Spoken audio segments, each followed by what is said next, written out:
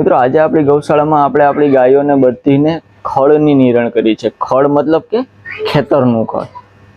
ખેતરનું ખળ આપવાથી શું ફાયદો એ હું તમને તમે જોઈ શકો છો। આ બધી જ ગાયોને આપણે ખેતરનું ખળ આપ્યું છે। આ ખળ આપવાના ઘણા બધા ફાયદાઓ છે। હવે ખળ આપવાથી શું ફાયદો મિત્રો?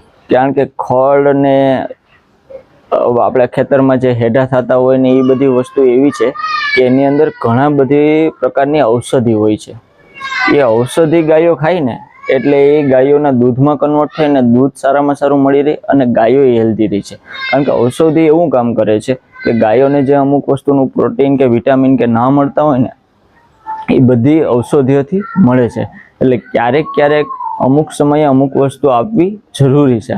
આપણે અહીંયા ખેતર હોય તો ખેતરના હેઢા છે, એમાં બરું હોય છે, કડવો લીમડો હોય છે, ખેતરનું ખળ હોય છે, એ બધી રેગ્યુલર તમે વધારે આપો તો નુકસાની થાય છે, પણ ક્યારેક ક્યારેક આપવાથી એના ઘણા બધા ફાયદાઓ રહેલા હોય છે। એટલે મિત્રો જો તમારે ત્યાં ગાયો હોય અને તમારે ત્યાં ખેતર હોય ને તો તમે ક્યારેક ક્યારેક પશુને તમે ખળ અને લીમડો અને બધું આપી શકો છો।